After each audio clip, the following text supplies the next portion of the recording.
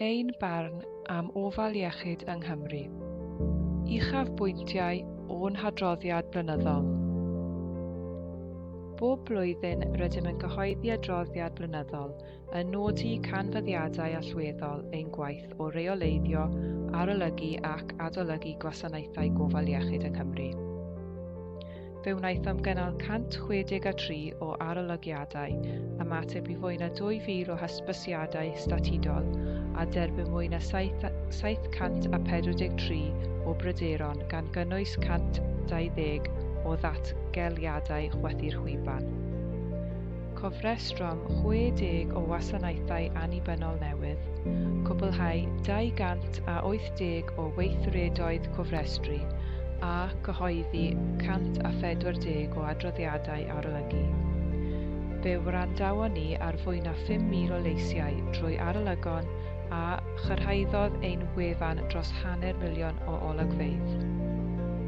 Yn ystod y flwyddyn, fe wnaethom gynnal 163 o arolygiadau o'r Gwasanaeth Iechyd Gwladol a Gwasanaethau Gofal Iechyd Annibynnol, wedi eu lliwio gan leisiau 3,047 o gleifion, gofalwyr ac aelodau o'r cyhoedd, ac 1,657 o aelodau o staff. Cynnydd yn nifer y pryderon a'r datgeliadau chwethu'r chwiban. Cafwyd 743 o bryderon, cynnydd o 120% o gymharu â'r llynedd, a chynnydd o 102% ers flwyddyn 2019. Cynnyddodd nifer y datgeliadau chwethu'r chwiban 36% gan awgrymu problemau dyfnach o ran arweinyddiaeth a diwylliant yn aml. Mae gofal iechyd annibynnol ar gynnydd, ond nid yw bob amser yn ddiogel. Cafwyd fwy o gamau gorfodi nag erioed o'r blaen. Nid yw llawer o ddarparwyr newydd yn deall eu cyfrifoldebau cyfreithiol na'r safonau gofal. Mae angen buddsoddi mewn gwasanaethau iechyd meddwl ar frys. Mae cyflwr yr ystadau, prinder staff a heriau systemig yn parhau i effeithio ar gofal. Mae'r amgylchedd ffisegol yn ganolog i adferiad ac urddas.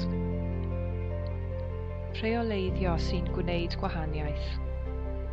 Rydym wedi atal gwasanaethau anniogel, wedi uwchgyfeirio pryderon difrifol at Lywodraeth Cymru, wedi lansio ymchwiliadau troseddol ac wedi cefnogi gwelliannau drwy waith monitro wedi ei dargedu.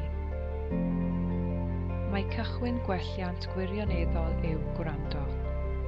Mae lleisiau gleifion, teuluoedd a staff yn lliwio ein blaenoriaethau ac yn sbardino newid. Mae'r adroddiad hwn yn fwy na dim ond cofnod o'n gwaith. Mae'n herio system i wella. Rydym wedi gweld amgylcheddau sy'n anniogel a systemau sy'n cael eu hymestyn i'r eithaf. Mae pawb yng Nghymru yn haeddu gofal iechyd diogel, urddasol ac effeithiol, a byddwn yn parhau i herio, cefnogi ac ysgogi gwelliannau ble bynnag y bydd eu hangen fwyaf. Eisiau darganfod mwy? Ymwelwch â'n wefan.